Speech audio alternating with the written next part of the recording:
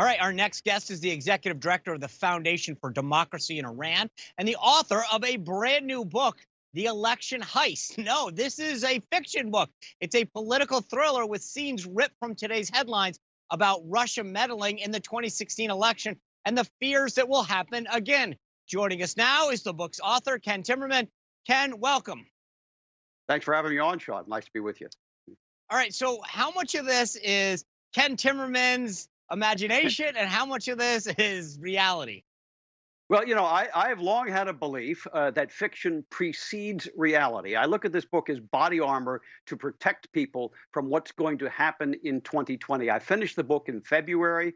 I had already scenes from Antifa on Fifth Avenue in New York, smashing Trump Tower, killing 2 cops. These things actually happened later on. The cops weren't killed, but certainly the scenes of Antifa marauding down Fifth Avenue have taken place. So I want to prepare people for all of the bad things that are going to happen this November. And trust me, they are going to happen. This is based on extensive research. But Ken, here's what I get. You sound like you're trying to prepare us for real things, right? Which would be like a nonfiction book. Here's all the warnings. But it's a fiction book, right? So, I mean, where's the line that you're trying to straddle here between truly prepare us, like you're saying, and allow us to kind of have a book that our mind can wander in? Well, that's a very good point. And that, I think, is why I call this an entertainment. It is to prepare your imagination, all right? I am setting you in a fictional scenario. In November of 2020, Donald Trump is running for re-election against a fictional candidate, and the Democrats realize they cannot possibly win the election. And so what do? They decide to cheat. And I lay out the ways that they can cheat. And by the way, it's not just one technique. It's not a single silver bullet. It's a nuclear war of silver bullets. There are so many ways that they could cheat. And I want people to imagine these and think about them and get our election supervisors and our citizens engaged.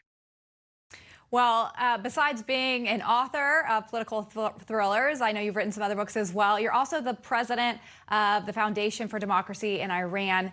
How big of a threat do you think that Iran is to us right now?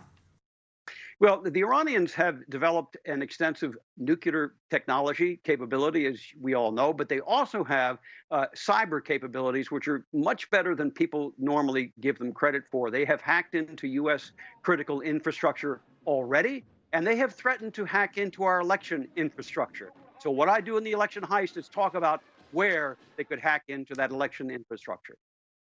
You know, one of the things that we've talked about, Ken, at least government-wise, is the idea that the U.S. is trying to become much more energy independent. Should we be concerned with how Iran is using its oil these days? I'm less worried about Iran because the Trump administration has diminished their oil exports dramatically. We recently, just this week, seized the exports on foil 4 oil tankers, brought them into Houston. This was gasoline going down to Venezuela. I am more worried about what's happening in Libya with Turkey. So the Turks are trying to shut Israel out of sending its gas into Europe by creating this alliance with the Tripoli government in Libya. That, I think, is a much bigger threat. Our energy independence is the single best weapon that we have got to guarantee American prosperity going into the future. So any kind of partnership that might exist between Iran and Venezuela is not something that you think is being underreported right now, or is it? No, it's very important, and it is being underreported, but it does not threaten our national security. What threatens our national security is eventually Turkey going with Libya, and the bigger alliance, which is the rogues hang together: Iran, Russia, China, and North Korea. That is the true axis that we are facing, and we see it every day. We're going to see it in the United Nations as we come up to this vote on renewing the arms embargo on Iran. Russia and China have already said they're going to veto that. All right. Well, Ken, The Election Heist is the book. Congratulations. Do you happen to put Powerball numbers in there? Because right now you've predicted everything else. So I just want to make sure that I don't go in there and overlook the Powerball numbers that I should be playing. I just want to make sure that's not in there. Florida, Sean. Florida. All right, Ken. Best of luck with the book. Congratulations again. Thanks so much. God bless. All right. President Trump pardoned a big name.